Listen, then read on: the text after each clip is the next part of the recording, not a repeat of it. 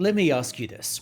Suppose you're trying to learn about World War II history, and you're interested in who served in the German army, the Wehrmacht. Which would you rather? A. A historically accurate depiction of information, or B. A historical fantasy where the Wehrmacht were a bastion of diversity, with black, Asian, and female soldiers? Well, if you selected option B, good news, because Google's new AI, Gemini, has you covered. Ask it to generate pictures of German troops from World War II, and you'll get back a diverse assortment of troops, just ready to be inserted into the latest corporate brochure for that famously diverse German army. Or how about the US founding fathers, who Gemini tells you were Native American, African, and Asian? Or what about the Pope, that famously diverse set of individuals? Didn't you know there was a female Pope and a black Pope? Well, Gemini certainly is there to give you that information and to let you become informed about the true state of affairs, at least according to Google. These results, of course, are absurd, but they're sadly true. Ask Google to generate an image, and it will feed you back a diverse image, adjusting historical facts. Google's Gemini is so obsessed with confecting a narrative that it will change history. It will change the makeup of the German army. It will change the founding fathers. It will change the Pope. It will change all of these historical individuals so that they will fit Google's narrative. And this could very well be by design. After all, an AI algorithm returns the results that it's programmed to return. The only way it could return such a diverse set of results is if it were told to do so. Now, the problem here is not with diversity per se. The problem is with diversity being shoehorned in to historical situations, being forced onto individuals that actually genuinely existed. The Founding Fathers were a distinct, unique set of individuals. They weren't historical fantasy, they were real people. Similarly with the popes, they were real people. Gemini is inventing these people, changing historical facts to fit its narrative, changing what we know to be the case just to fit what Google wishes were so. This mistake, of course, lets us peer behind the curtain and see the underlying intent. It shows us an egregious, clear example where Google is changing historical facts, where AI is being used to confect a narrative. But not all examples are going to be so obvious. Furthermore, we only know these to be confected because we know the true historical facts. But just imagine you were a young kid trying to research about World War II, or the Founding Fathers, or the Popes. You might not necessarily know anything about those before you do some research. Then you go into Google's Gemini and you type in to get some information. But if Google's Gemini is your first source of information, or is one of your primary sources, then you could easily be misled. Google's Gemini could trick you into thinking that something was the case when in fact it was not. Similarly, if you were studying US history or popes, Google's Gemini could simply mislead you, and mislead you so that it can present history in the way it wants it to be presented. Now, these are all clear, very egregious examples. But what about all of the subtle ways that it might skew results, or show bias, or change facts, or present facts in a particular way, or omit facts? It can selectively report information so that it can feed you a narrative. It can be misleading. It can hallucinate information that never existed. It can omit information where it should have reported it.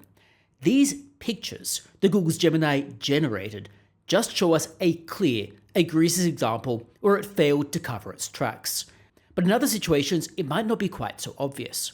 In short, AI can be used to manipulate people by inventing history, changing facts, omitting information, and skewing context, presenting information in a way to manipulate people. If the designers of AI have an agenda, they can feed this into the AI itself, thereby misleading people, thereby feeding people a narrative, by feeding them the information they want to present. This, of course, is a massive concern, because it means that Google and the other AI generators aren't letting people make up their own mind. They are forcing people to go along with a particular narrative by simply misleading them. It turns out the progressive corporations could in fact be the real source of misinformation. They're the ones that are feeding false information to people. Too bad, therefore, that Anthony Albanese's planned misinformation bill actually deputizes these big tech companies with policing misinformation. It tasks the big tech companies with fact-checking information to ensure that it's correct. But if we can see that Google's Gemini AI is misleading people in this manner, and we can clearly see a potential narrative forming, then what does this tell us about how they're going to police fact checks?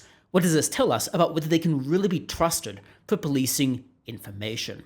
It would be akin to putting Dracula in charge of a blood bank, or akin to putting Goebbels in charge of checking facts. In essence, you're putting someone in charge of checking facts when they can't be trusted themselves. People must therefore exercise great caution when relying on AI. It might be great for solving small coding problems, for working out what line of Python code you need next, or for generating some generic background images. But it could be extremely bad for actually learning information, for actually needing to discover information and to research things, because it could clearly be manipulated. You could clearly be fed information to go along with a particular narrative. Caution is necessary. The question, of course, is then what on earth could be done about this? Does it require regulation? And if so, what type of regulation? Well, this is perhaps non-trivial. After all regulation would be coming from the government or coming from a regulator. But the government, as we have seen with Anthony Albanese's misinformation bill, might have its own agenda. The government might want to suppress particular types of information to go along with its narrative. Therefore, the government coming in and imposing regulation might not actually solve the problem, and could in fact make things worse, because they could deputize and empower the big tech companies to actually suppress information under the guise of complying with regulation. In essence, these big tech companies could then make the situation worse, and regulation could make the situation worse. Not only that, regulation, by creating the veneer of policing misinformation, by creating a panacea, might lull people into a false sense of security, thereby causing people to be less alert for and looking out for misinformation that might arise. In essence, regulation might not really be the answer that we'd like it to be. In an ideal world, regulation would be able to solve this. But do we necessarily trust the regulations such as Anthony Albanese's misinformation bill to really solve it? Maybe the real solution is competition in this space. The real solution is products such as Grok, which is coming out of X/Twitter, that Elon Musk has developed specifically to be the antidote to companies like OpenAI or Google's Gemini. The real solution here, therefore, is a vibrant ecosystem of competing AI programs, so that no one AI program can necessarily dominate the market. And if one AI program is shown to be clearly biased, it can be called out and shown to be biased as such. In essence, people need to know when an AI is being biased. Another solution here could be for AI companies to have to disclose the way in which they are progressing this AI, the types of biases that might be fed in. That, of course, might be easier said than done. After all, there are trade secrets inherent in AI, and maybe not everything could be disclosed. However, there must be a solution to be able to determine whether or not AI is hallucinating, omitting facts, or misleading you. Because absent that, AI is nigh useless for all but the most simple tasks. It also tells us that schools and universities must be very cautious about students using AI, because AI might create something that looks at the surface level to be actually accurate and genuine, when in fact it is just completely false, confected by the AI, confected to generate a particular narrative, information that simply is not fact-based. And all of this leaves me with a lot of concern.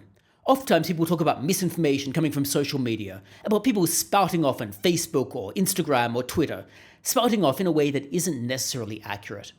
But oftentimes, those individuals don't really control anyone or anything. They can be fact-checked, they can be called out. AI, however, can be much more nefarious, and AI can bury the truth and omit the truth, and people might not necessarily know any better. But do let me know your thoughts about this latest debacle involving Google's Gemini. I would be interested to hear what you think in the comments below.